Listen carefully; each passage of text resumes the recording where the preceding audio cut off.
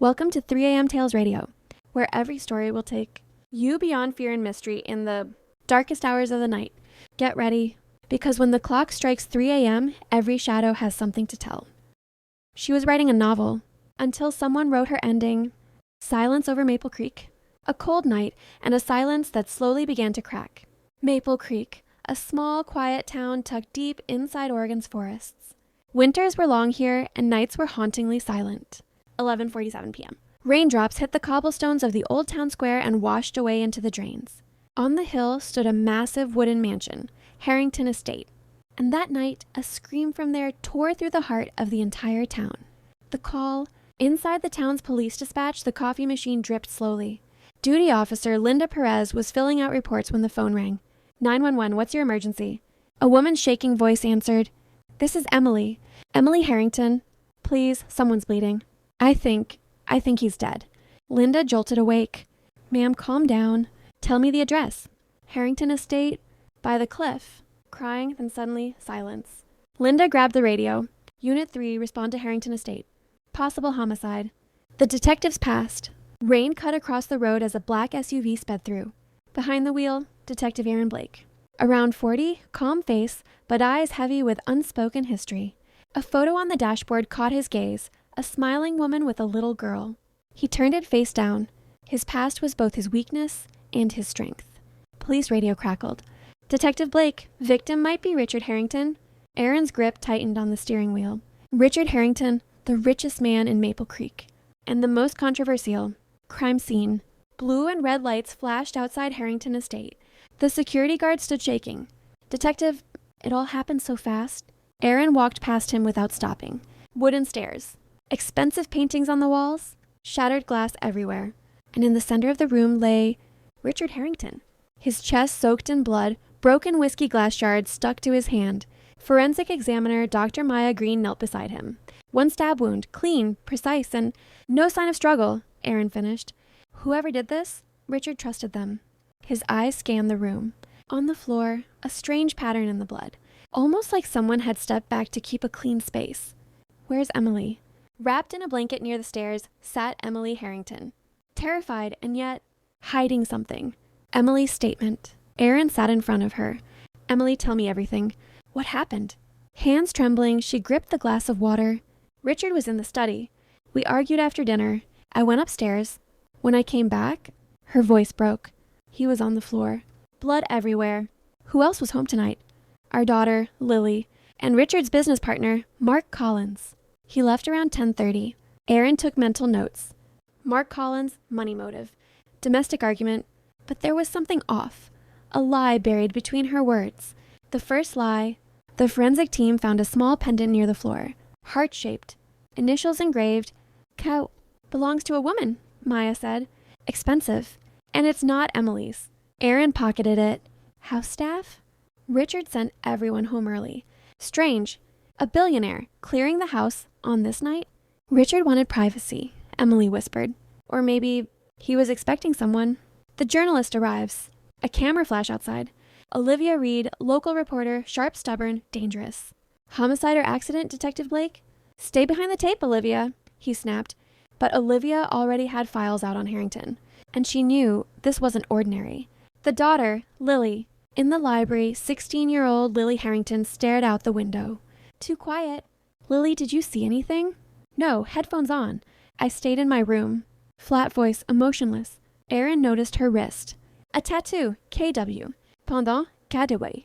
Tattoo, KW. Who is KW? She looked down. No one, just music initials. Lie. The business partner. Morning, police station. Mark Collins sat across the table, expensive suit, nervous sweat. Yes, Richard and I argued. But murder? No way. You left at 10:30, anyone confirm? The valet. And the bartender at Blue Harbor Lounge? I went there. Strong alibi, it's on paper. But Mark wasn't just scared of police. He feared someone else. The hidden room. Back at Harrington Estate, Aaron checked the basement. Behind a wooden wall, a secret room. Photos, maps, names, strings connecting everything. Mark Collins. The city mayor. A Seattle shipping company. And in the center, Maple Creek Project. Richard had uncovered something big, and he might have been about to expose it. The unknown caller. Aaron sat in his SUV. Phone rang. Unknown number. Detective Blake, if you value your life, stop digging. Cold, calculated. Who is this? Richard didn't die by chance. And Emily isn't as innocent as she looks. Click. Challenge accepted. First twist. Forensic report arrived. Time of death, 10:45 p.m. Emily said she came downstairs at 10:40, meaning she was in the house when Richard died. And the pendant's blood didn't belong to Richard. Whoever owned it was injured at the scene. But who? The name. Olivia cornered Aaron. You're missing something. Richard was secretly meeting a woman. Who? She showed a blurry photo. Richard, with a blonde woman in her 30s. Kara Williams. Everything connected, but crookedly. Kara Williams. Records show. Event planner. Frequent visits to Maple Creek. Suddenly vanished 2 weeks ago. Last seen. Blue Harbor Lounge. The same place Mark claimed he went. The questions grew. Were Mark and Kara connected? Did Emily know? Why was Lily hiding something? The cliff. Cold wind. Behind the estate, the cliff. Heel marks in the dirt. Someone stood here, watching below. Waves crashed in darkness. Then Aaron found it. A blood-stained scarf. Perfume-scented, expensive. Tag at Kara Williams. Meaning, Kara was there, and maybe still alive. Emily's other face. Aaron showed Emily the scarf. Her face went pale, but she said nothing. You knew her, didn't you? Silence. Was Richard planning to leave you? Tears and but steady voice. Marriage is complicated, detective. But I didn't kill him. Maybe truth. Maybe half-truth. A silent witness. They finally recovered the house surveillance backup. Footage, study door. 10:42 p.m. Richard enters. 10:44 p.m. Door opens slightly. A slim female figure slips inside. Face unseen. Pendant glints on her wrist. 10:46 p.m. She exits. Blood on her hand. 10:47 p.m. Emily enters. She sees Richard, and instead of screaming, she bends down as if looking for something. Cliffhanger. Driving back to station, a deer jumps out. Aaron brakes, and a truck slams into him from behind. The SUV spins and crashes into a tree. Airbag bursts. Through fading vision, he sees a man on the road. Tall black coat, face hidden. He gestures to his ear, stop digging, and the night sinks back into silence. It rained all night. The streets of Maple Creek were silent, but inside the police station, everything was in motion. Detective Aaron Blake sat with a bandage wrapped around his head. The doctor said, "You're lucky. Just a concussive impact. You need rest." Rest? How could there be rest when a murder case was tightening around every breath? Aaron stared at the crash photos. The truck's brake marks showed it had deliberately rammed into him. This wasn't a warning. It was an attack. Officer Hall. The detective room door opened. In walked Officer Tom Hall. The truck was stolen, detective. The owner says it disappeared last night. Cameras? Highway footage. Blurred. Like someone wiped the plates. Aaron exhaled slowly. Someone is terrified we're getting close. Hall muttered, or someone wants us looking in the wrong direction. Kara Williams, Ghost Trail. Kara's picture was pinned to the caseboard. Name, Kara Williams. Status, missing. Aaron told Hall, pull her phone records. Last signals, contacts, everything. Minutes later, last ping, Blue Harbor Lounge. After that, phone switched off. Blue Harbor Lounge. The same place tied to Mark Collins' alibi. Coincidence? Far too neat. Blue Harbor Lounge. Night had fallen, but the neon bar lights still flickered. Bartender Ethan Ross spotted Aaron. Detective, heard about Richard. The whole town's buzzing. Tell me about Kara Williams. Ethan frowned. She came often. Quiet girl. Always watching, taking notes. Said she was planning events, but never booked anything. Last time you saw her? 2 weeks ago. She looked scared. Aaron leaned forward. Who did she meet? Ethan looked around, then whispered, she sat with Mark Collins. A chill crept down Aaron's spine. The conversation. They pulled the bar's surveillance footage. On screen, Kara sits in a corner booth. Minutes later, Mark arrives, sits across from her. They argue. Kara grabs her purse, stands to leave. Mark grabs her wrist. She yanks free. And then, the footage cuts. Aaron stiffened.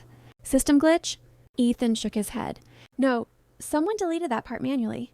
Someone cleaned it and did it professionally. Mark questioned again. Mark Collins sat in interrogation, confident, but with dark shadows under his eyes. We saw you with Kara. Why meet her? Mark sighed. Richard asked me to. He thought she was leaking board secrets. Was she? Maybe, maybe not. But she knew too much. Aaron leaned closer. And that night, Did you threaten her? Mark looked away. I warned her. That's all. She left. After that, I never saw her again. Hall whispered, lie detector? Aaron motioned, not yet. Mark wasn't panicking, but something inside him was terrified. The storage locker. Kara's bank records showed something strange. A monthly payment for a storage unit outside Maple Creek. Aaron and Hall arrived. Locker 214. The manager hesitated, then opened it after seeing the warrant. Inside, eating a suitcase. A small metal box. The suitcase contained clothes, notebooks, and a passport. Stamps Seattle, Chicago, San Diego. Like a journalist, Kara had been traveling. Aaron flipped open a notebook. Names filled the pages. Richard Harrington, Mark Collins, Mayor Hudson, Marine Logistics Corp., and at the bottom, in large letters, the deal, Maple Creek land, illegal. Aaron whispered, she was investigating them. The metal box clicked open. Inside, a USB drive. They plugged it in. File names. Project Maple, Harbor Docks, meeting recordings. Aaron played the first recording. Richard's voice. If this project leaks, we both go down. You understand. Another voice. Mark Collins. We're too deep, Richard. We finish it, or it finishes us. Hall murmured. So Kara had leverage? And leverage often invites blood. Lily, secret folder. Aaron called Lily again. Your tattoo? YKW. Kara tutored me. Helped with college essays. Dad hated her. You gave her the pendant? She hesitated, then nodded. Kara was my friend, but one day she vanished. She texted me, stay away from the house. Did you delete anything? Tears welled, but she unlocked her phone and opened a hidden folder. Inside, Kara's messages. They're planning something at the estate. Don't trust Mark. Don't trust your mother either. The ground shifted beneath Aaron. Emily, the mask slips. Emily calmly poured tea, as if murder hadn't occurred in her house. Aaron showed her the messages. Her face went blank. Then she smiled again. Kara was unstable. She suspected everyone. Yet Richard met her secretly. Emily's eyes hardened. Men make mistakes, detective, but mistakes die when they must. She stared out the kitchen window. Conversation over. Aaron left the house with one realization. Emily was not afraid. Emily was danger. The second body. 5:30 a.m. A call. Body found near the harbor. The smell of salt filled the air. There by the water lay a woman's body. Blonde hair, bruised face. ID. Kara Williams. Hall whispered, so it's over? Aaron's voice turned cold. No, it begins. Because her injuries were old. Cause of death, strangulation, not drowning. Her shoes carried Harrington estate soil, meaning Kara reached the estate and was murdered afterward.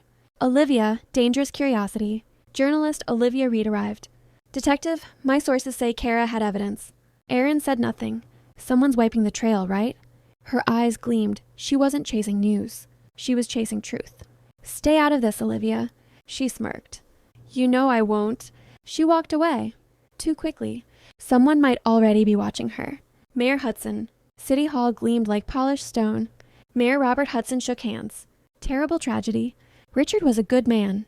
Aaron's eyes didn't blink. You were part of Maple Creek Project. The smile faded. Economic development, detective. Or land grab. Silence filled the office. The mayor tapped his fingers.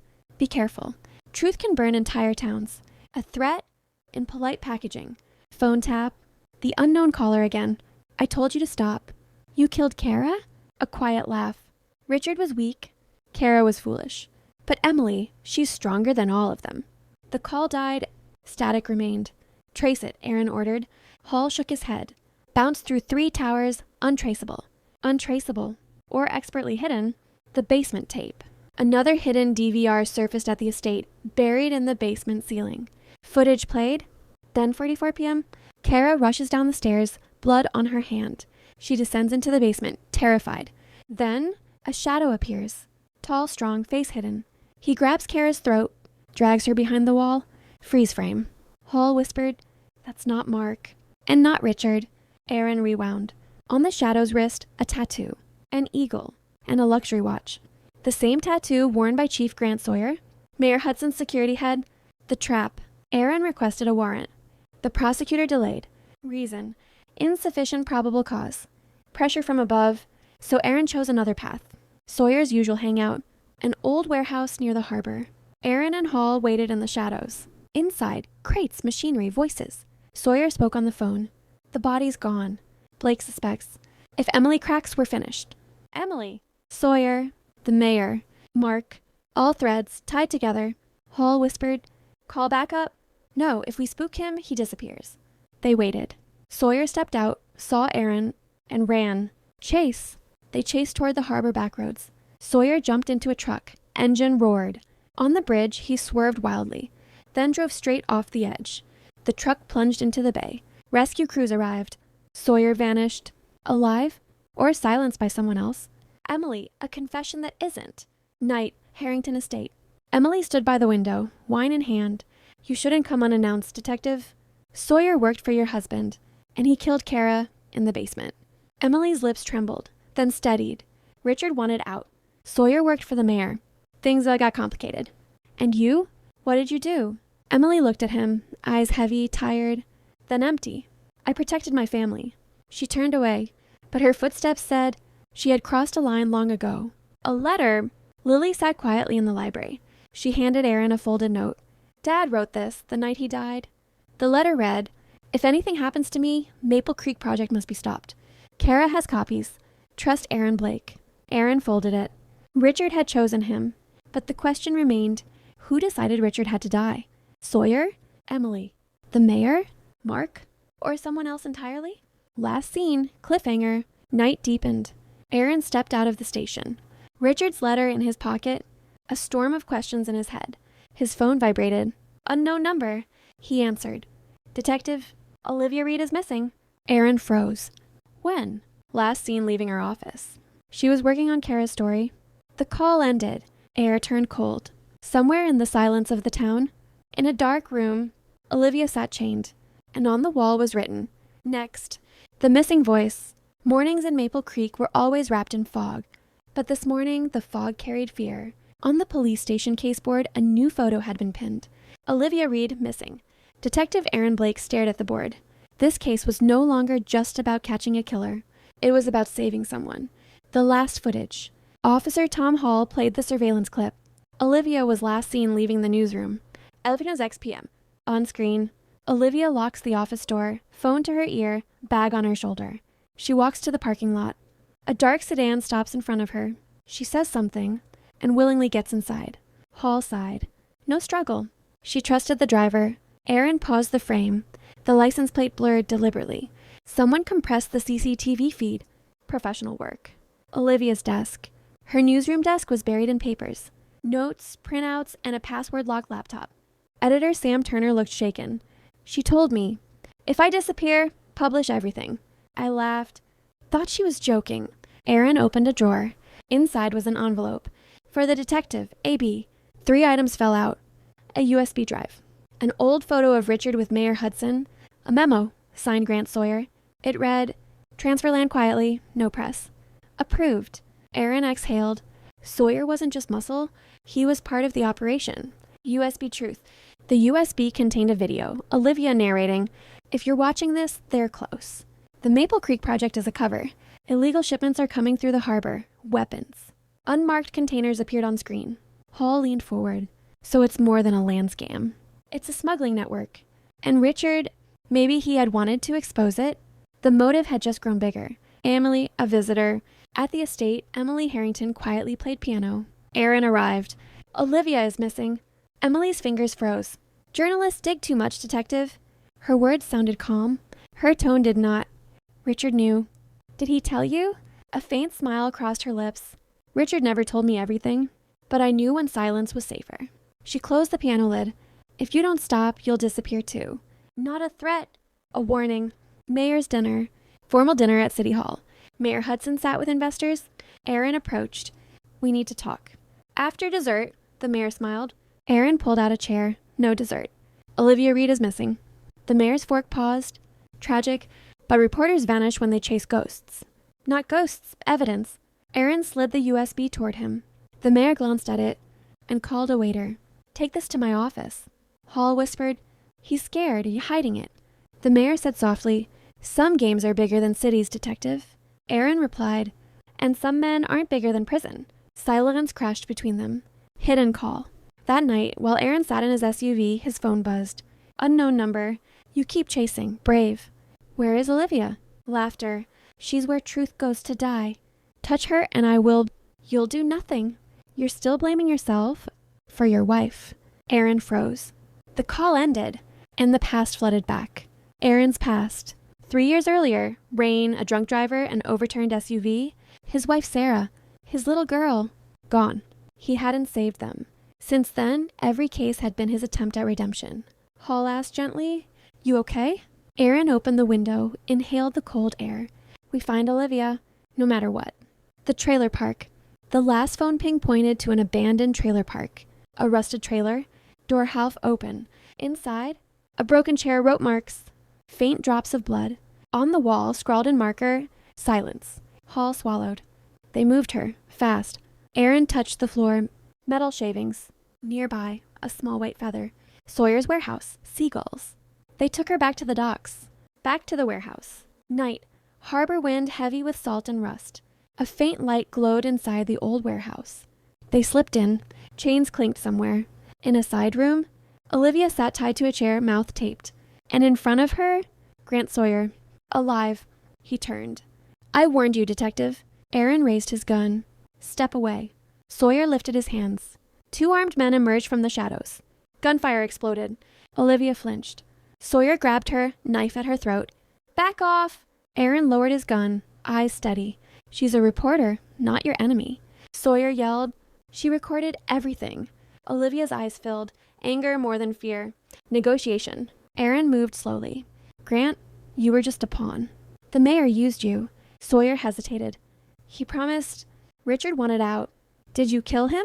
Sawyer's face crumbled. I didn't mean to. He hit me. I pushed. The knife. Olivia trembled.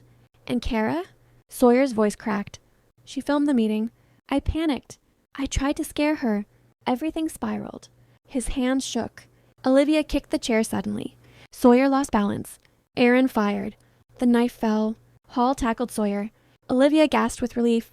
You cut it close, detective? Aaron smiled for the first time. The bigger name. In interrogation, Sawyer sat broken. The mayor runs it. Mark handles the money. Richard wanted to expose them. They planned to pressure him. Pressure turned into murder. Sawyer nodded. Emily knew. She thought silence would protect the family. Emily, again at the center. Hall whispered, We tell the feds? Aaron shook his head. Not yet. I want the head, not the tail. Emily versus Aaron. At the estate, Emily sat by the fireplace.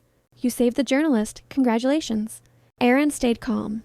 Sawyer confessed. Her eyes emptied for a second, then steadied. Then you know, I did what I had to do. You covered a murder. Emily whispered, I covered a storm. Sometimes truth destroys families. Aaron answered quietly, Sometimes truth saves cities. She walked away, paused at the doorway. They're coming for you next. Mark cracks. Mark Collins' office, glass walls, restless energy. You can't arrest me.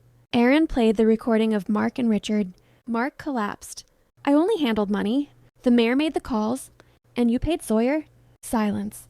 He lowered his head. I can give you documents. But I need protection. Aaron's voice turned cold. You get protection when the city gets the truth. Mark handed over a hard drive. Names, accounts, deals. The puzzle snapped together. The mayor's fall? Not yet. With a warrant, they raided the mayor's office. Clean. Empty. Secretary whispered, He left, helicopter. Hall cursed. He ran. Aaron noticed a calendar entry. Maple. Final. Location, Cliffside Observatory. Tonight. 15, Cliffside Showdown. The cliffside winds roared, ocean raging below. Mayor Hudson stood by the railing. You're late. You're cornered. He laughed. This town needed money. I gave it a future. You call it crime. You killed for it. He shrugged. Collateral. Aaron stepped closer. Richard trusted me. He asked me to stop you? The mayor's smile vanished. Then join him. He pulled a gun, but a shot rang out first. The mayor's hand snapped back. The gun fell. Up on the hill, Emily, rifle steady. No more. The mayor staggered, slipped, and vanished into the darkness below. The sea swallowed him. Emily's choice. Siren screamed. Hall stared. She shot the mayor. Emily lowered the rifle, tears in her eyes. He ruined everything. Richard died because of him. Kara died. Sawyer became a monster. My family was burning. Aaron said quietly, "But you still killed." She shook her head. "I ended it." She held out her hands for cuffs. Aaron didn't cuff her. "You'll turn yourself in, and you'll testify." Relief washed over her, like a burden lifted. Aftermath. Weeks later, federal agents dismantled the smuggling ring. Sawyer went to prison. Mark became a witness. The Maple Creek Project dead. Olivia's headline read, "The town that chose silence and paid in blood." Photos disappeared from Aaron's caseboard, one by one. But one remained. Richard's letter. Final twist, not over. Late night. The station nearly empty. Aaron was locking up when the phone rang. Unknown number. A familiar voice. "Good job, detective. You cleaned Maple Creek." Aaron's blood ran cold. "Who is this?" Laughter. Maple Creek was only phase 1. The line went dead. Aaron stared into the darkness outside. A quiet fear drifting in the air. Far away, the city lights seemed to flicker. A knock in the dark. The city at night always feels different. The same streets, the same buildings. Yet everything wrapped in a strange foreign secret. Maple Harbor felt the same. Fog drifted over the miles-wide ocean, and the lights from the police station windows sliced the fog into small, broken fragments. Detective Ethan Cole sat at his desk, staring at the scattered files in front of him. Daniel Foster's murder, anonymous phone calls, Victor Lawson's shaky alibi, and a small crack in Kayla's statement. Everything pointed toward a deeper trap. But who had woven it? A message at 1:47 a.m. At 1:47 a.m., Ethan's phone vibrated. Sender, Mia Reed. "Ethan, I found something big. Please don't call. I'll explain tomorrow morning." That was it. No photo, no location. Just 3 lines and a hint of unspoken fear. Ethan tried calling back. It rang and went straight to voicemail. His chest tightened. He knew Mia. When she said big, it meant big. And dangerous. Shadows at the harbor. The call came at 5 in the morning from police dispatch. Detective Cole, anonymous report. Old Warehouse District, someone heard a woman screaming. The Warehouse District? The same area where Daniel Foster's company once operated. The same place where the first mysterious call had been traced. Minutes later, Ethan was there. Rusty gates, broken lampposts, the smell of rotting wood. Officer Halliday handed him a report. "Sir, we didn't see anyone. Just this. A small leather-bound notebook. Inside the cover was a name, Mia Reed." Ethan's heart stopped for a moment. The notebook, Ethan flipped through the pages. His face grew serious. Rushed handwriting, arrows, scribbles. Mia was trying to connect things. Daniel secretly meeting someone at Pier 9. Victor's financial records don't match. Unknown woman visited Daniel 2 nights before death. He said, "If they find out, I'm finished." And on the last page, he isn't afraid of the police. He's afraid of someone else. Below it, a half-written name. Eli, nothing more. Ethan thought, Elias, Elijah, Eleanor? Or Eli Ward? Just then, the radio crackled. "Detective, we found blood drops near the back exit." His throat went dry. The attack. Behind the warehouse, a narrow alley. Moss-covered walls. Broken glass glittering on the ground. Small drops of blood. But no body. No drag marks. As if someone had made Mia disappear. Cleanly. A memory flashed in Ethan's mind. His first case. A journalist who died chasing the truth. And now Mia. "Not again," he whispered. "Not this time." Victor Lawson's calm. By morning, Victor Lawson had been called in. Perfect suit. Calm eyes. Controlled tone. "Detective, what's this about?" "Where were you last night?" "Home with my wife." "Our anniversary." "Proof?" "Security cameras, staff, neighbors." "Check anything you like." Too calm. Too measured. Ethan dropped the half-name casually. "Do you know anyone named Eli?" Victor's lips twitched for half a second. "No, I don't recall." No surprise. Just deliberate ignorance. Ethan quietly noted it. A call from nowhere. Unknown number. "Detective Cole?" "Yes, who is this?" "Time is running out." "Where is Mia?" Silence. Then, she shouldn't have asked questions about Pier 9. Some doors should stay closed. "Listen, if you hurt..." Click. Deadline. But Ethan caught one detail. Faint metal chains, wind whistling. Pier 9. Again. Pier 9. Dusk. Waves slammed against rusted beams. One warehouse window glowed faintly. Ethan slipped inside. Crates, ropes, dust. Footsteps. Police, step out slowly. A thin man emerged. Tired eyes. Shaking hands. Elias Ward. Dock clerk. The unfinished name. "Elias speaks." "I didn't kill him," Elias whispered. "But I saw things. Things I shouldn't have." "What did you see?" 2 nights ago, Daniel Foster was here. He wasn't alone. With who? I couldn't see clearly, but he was powerful. He threatened Daniel. One more word and you disappear. And then Daniel said a name.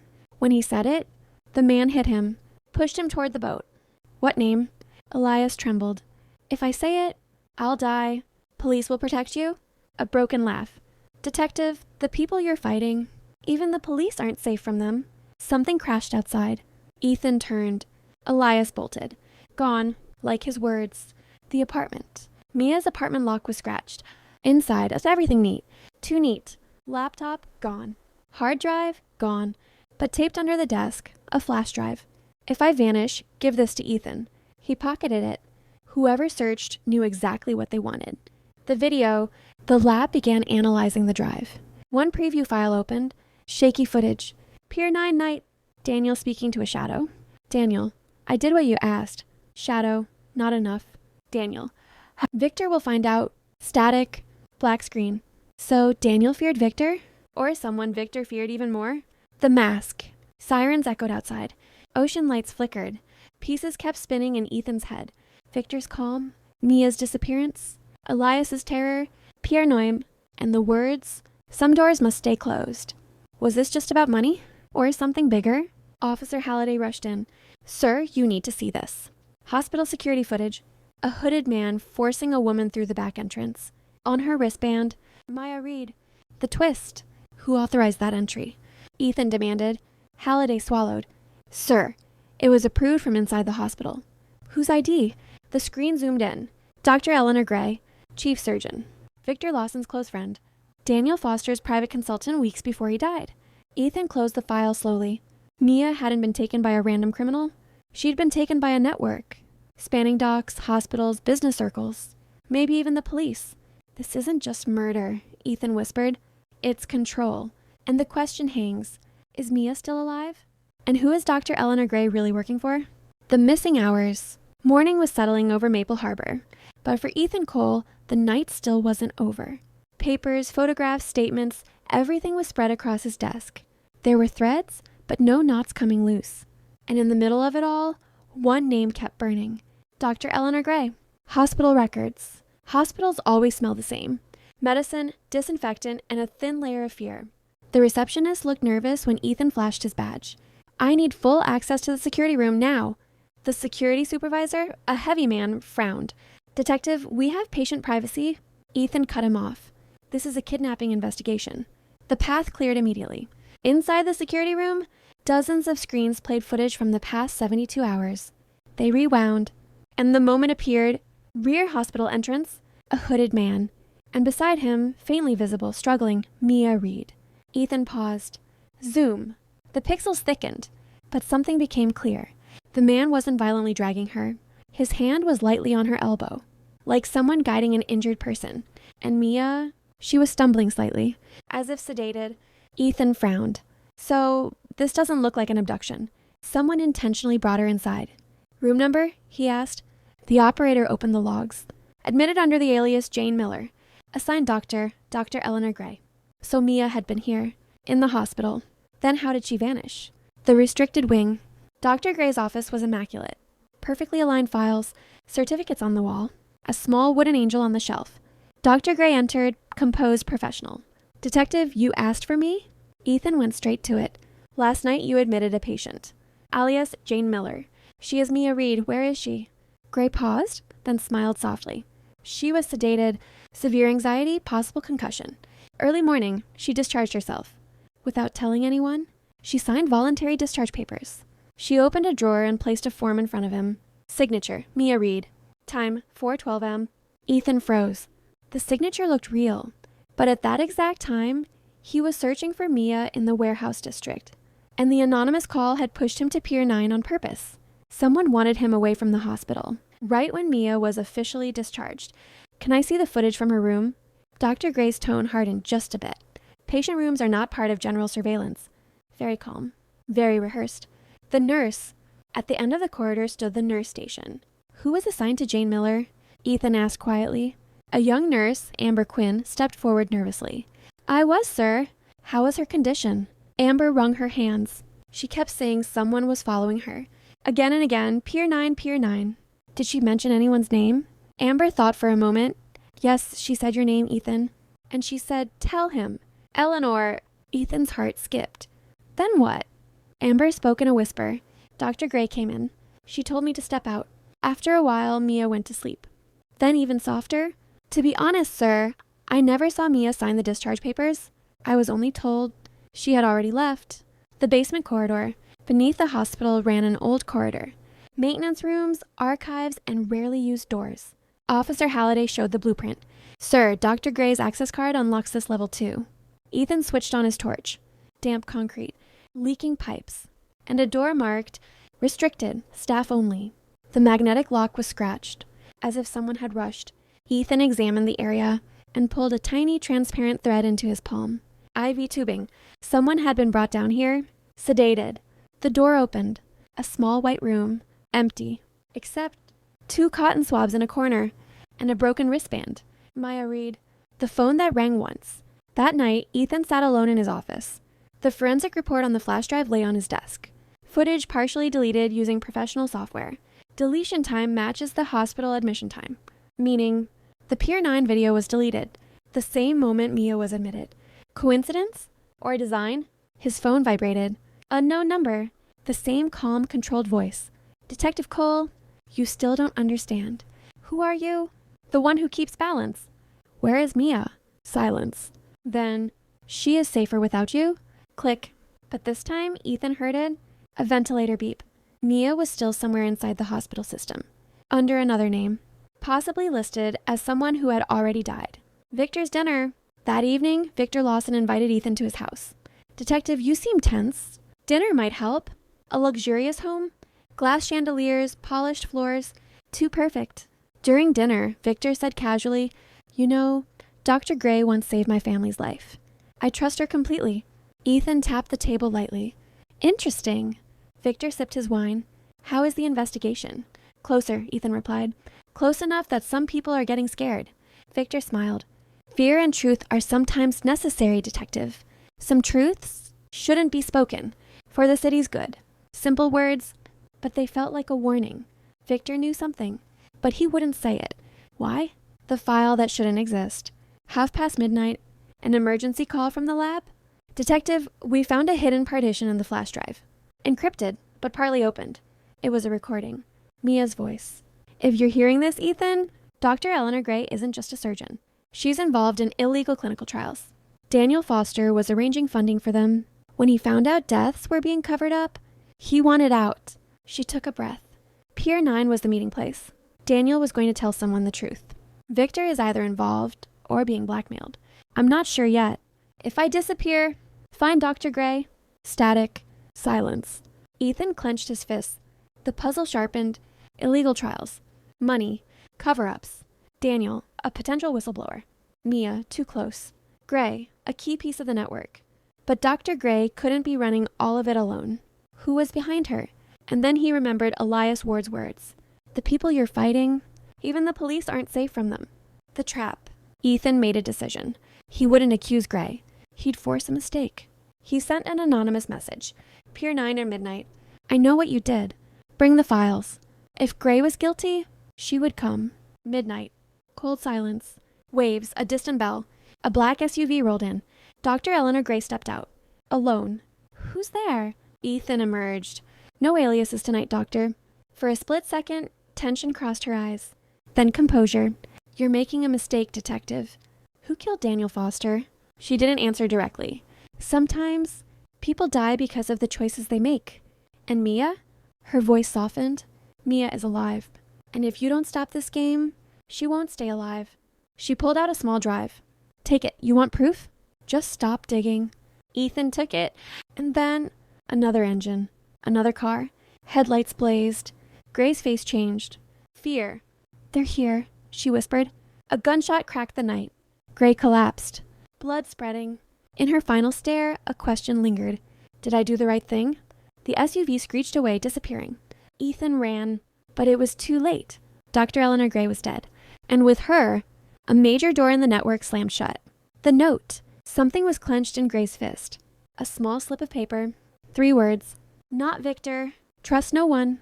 And beneath it, an address. Harborview Storage, Unit 17. Salt filled the air, and now fear. If Gray had gone against someone powerful, her death was only the beginning, and Mia might be their next target. Cliffhanger. By sunrise, Ethan reached the storage facility. He broke the lock on Unit 17. Boxes, folders, medical crates, and in the center, a steel chair. A woman tied to it, bruised, barely conscious. Her head lifted, slowly. She whispered, "Ethan, you're late." It was Mia Reed. An IV line was taped to her wrist. A monitor beside her blinked. "Do not remove. Experimental protocol active." Ethan inhaled sharply. This wasn't just murder. This was a human experiment conspiracy. And his next move would decide the case and Mia's life. The room that wasn't there.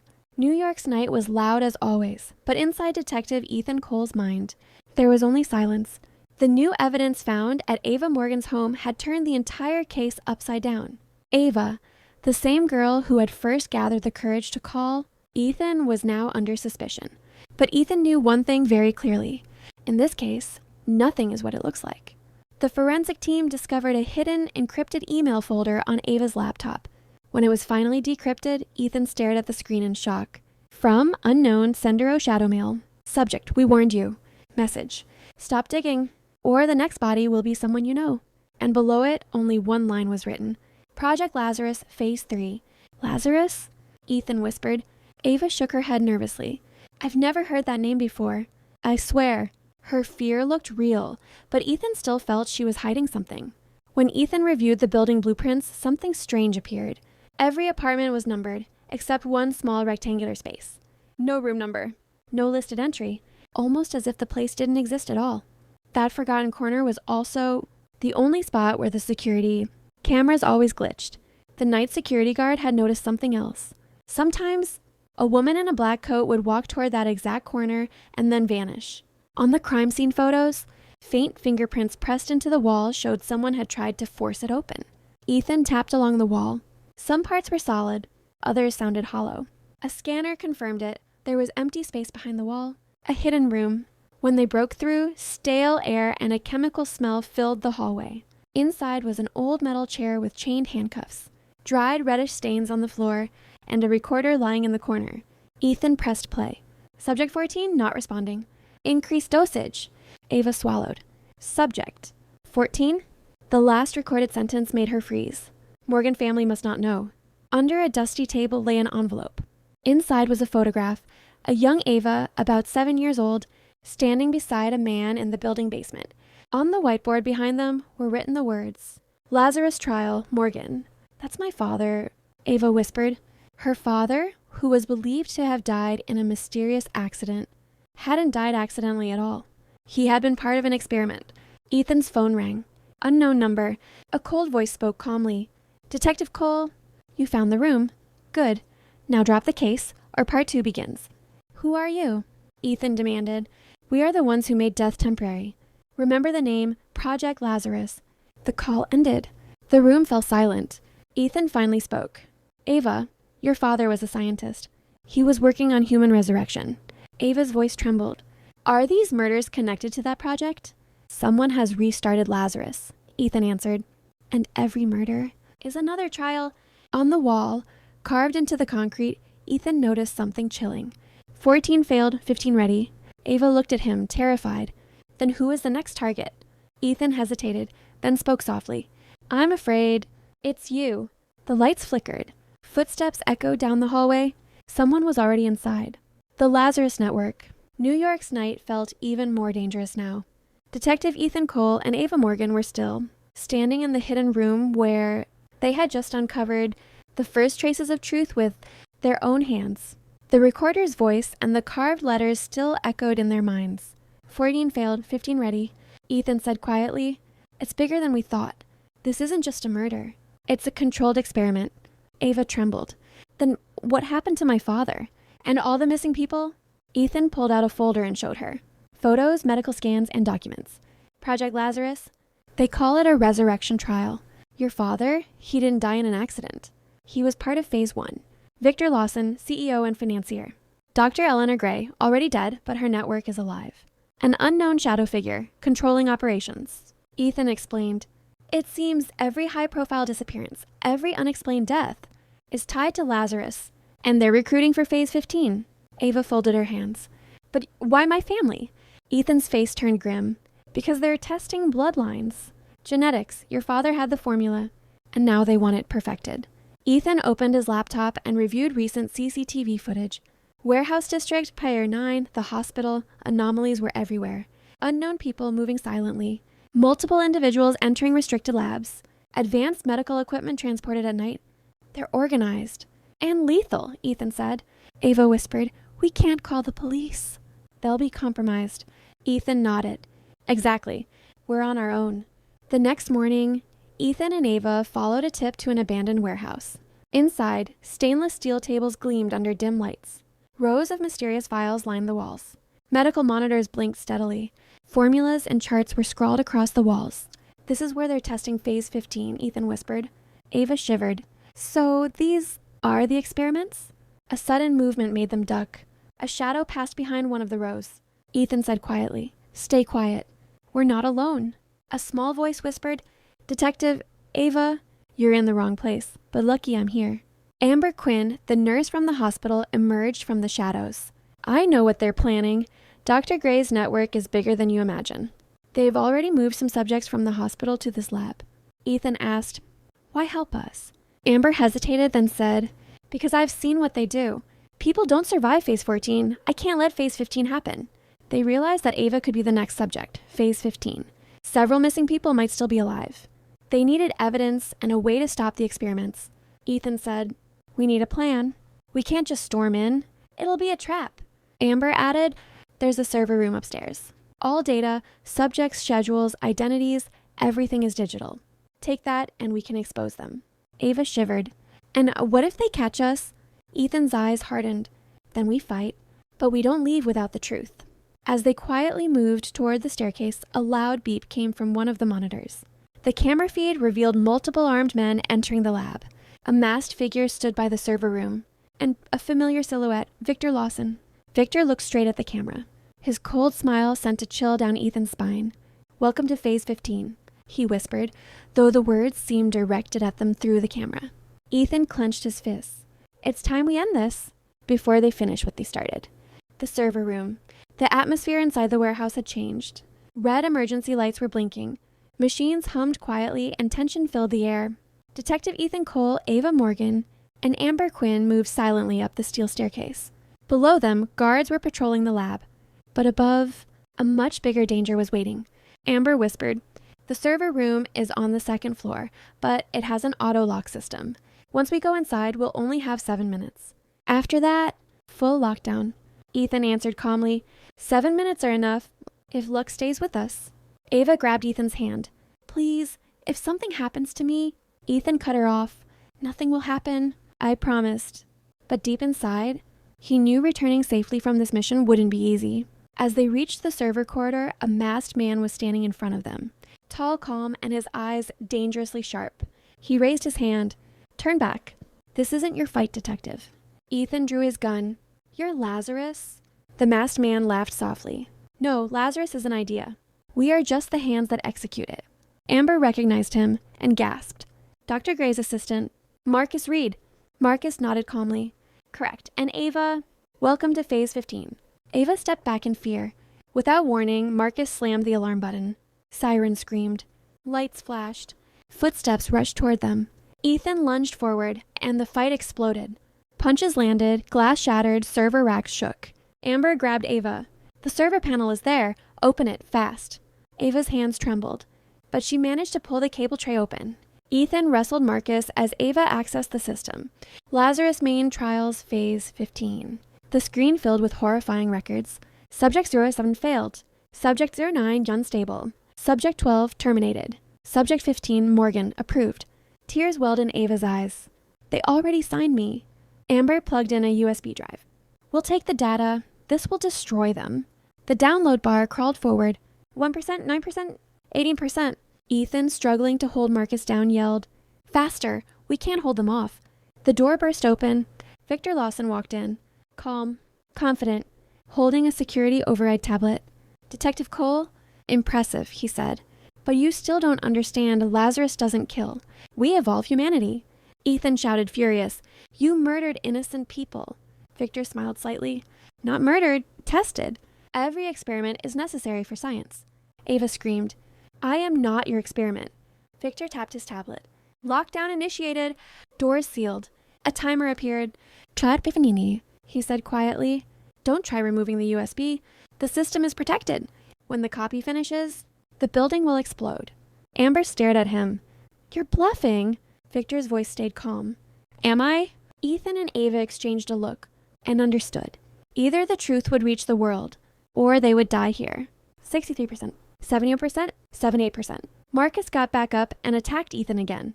Ava whispered, panicking, Ethan, should I pull the USB? We can survive. Ethan clenched his teeth. No, if we pull it out, everything is lost. And this organization will never stop. Amber wiped her tears. We're doing this. Till the end. 92%, 97%, 99%. Victor stepped back, almost peaceful. Goodbye, detective. Download complete. Instantly, a warning blared across the building. Self-destruct activated. T02 oats. Ethan shouted. Run! Glass doors flew open. Sirens screamed louder. The floor shook violently. Ava clutched the USB. Amber led the way. Ethan stayed behind, still fighting Marcus. Victor calmly slipped out through another exit. The timer ticked down. 127. 112. Ava turned back. Ethan, come on! But Ethan was still locked in the fight. And in the final instant, the ceiling began to collapse. Smoke, sparks, darkness.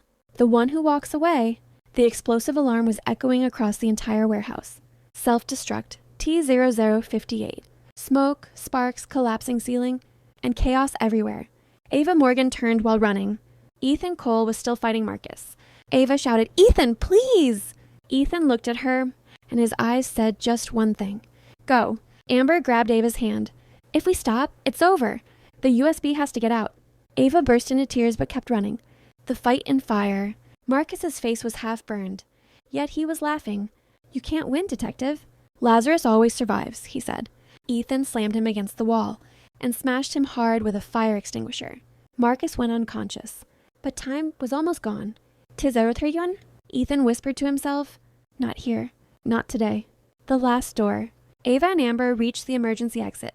But when they stepped outside, they saw armed SUVs, men with radios, laser dots across the ground.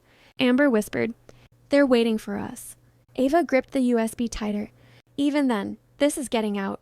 She took a deep breath and stepped forward. And then, a black sedan stopped in front of them. The door opened. Victor Lawson. Calm. Perfect suit. No fear. Get in, both of you, he said. Amber froze. What? Victor spoke slowly. If you want to survive the explosion, this is the only way. And Ava, that USB isn't going anywhere without me. Ethan's escape. Inside the warehouse, the ceiling was falling. Ethan ran, corridors collapsing, flames chasing him. Tinawachao. He kicked open a metal door, but it was a dead-end stairwell. Damn! Suddenly someone shouted behind him. This way! A dark silhouette, helmet, tactical gear, grabbed him and pushed him through a side hatch. The door slammed. They slid down a rope and hit the ground outside. A second later, boom! The warehouse turned into a ball of fire. The shockwave shook the earth. Ava screamed. Who saved Ethan? Through the dust, Ethan slowly stood up. The helmeted figure lifted the visor. Ethan froze. You? It was Officer Lena Hart, the cop who had mysteriously been removed from the case earlier. Later, she said quickly. Move, they'll be back. But her eyes held something, like she knew far more than she was saying. Victor's deal. Inside the car, Victor leaned toward Ava. You have two choices. Give me the USB, and you live.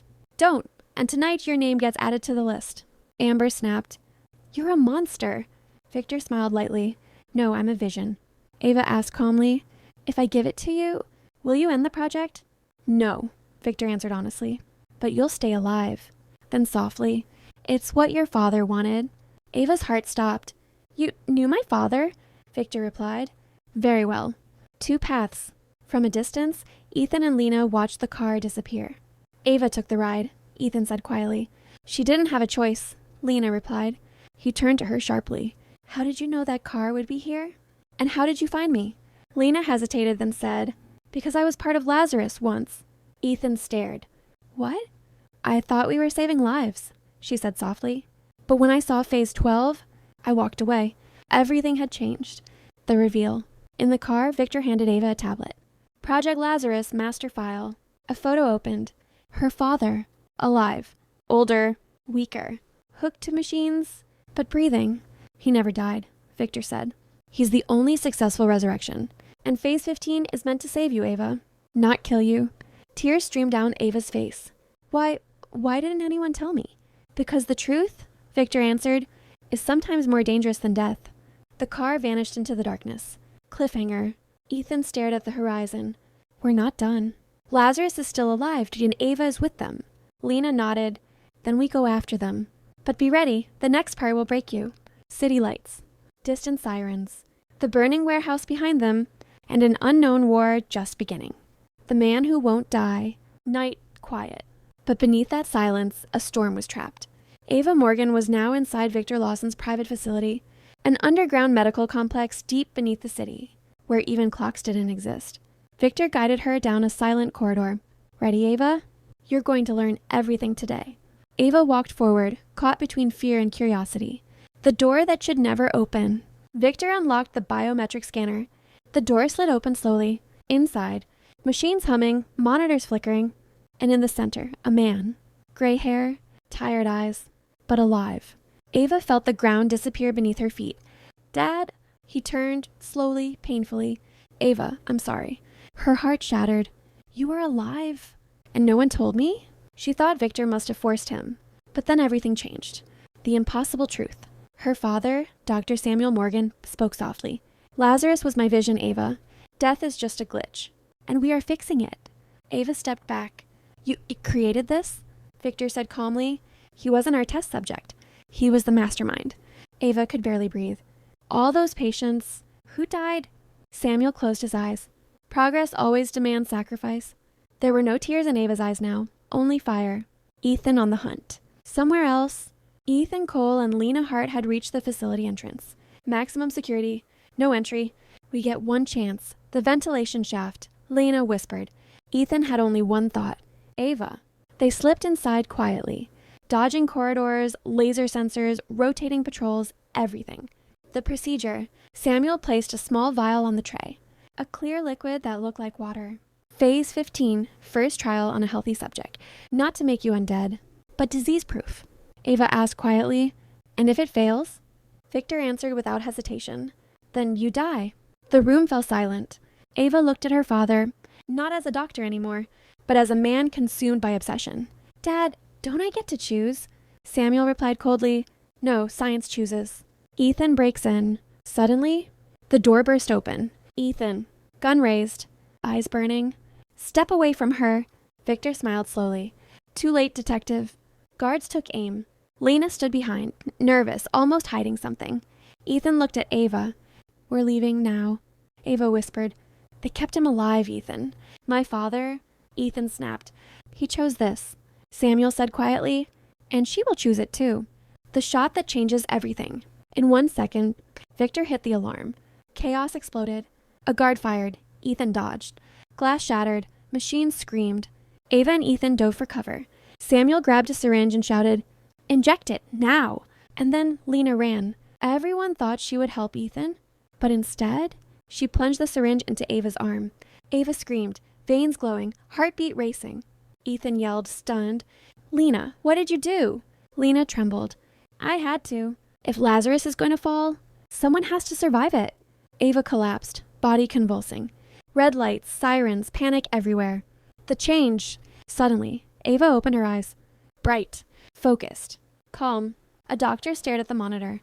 Vitals perfect. Samuel's face filled with joy. It worked. Ava slowly stood. Hands steady, breath smooth, but her gaze was colder. Ethan reached out.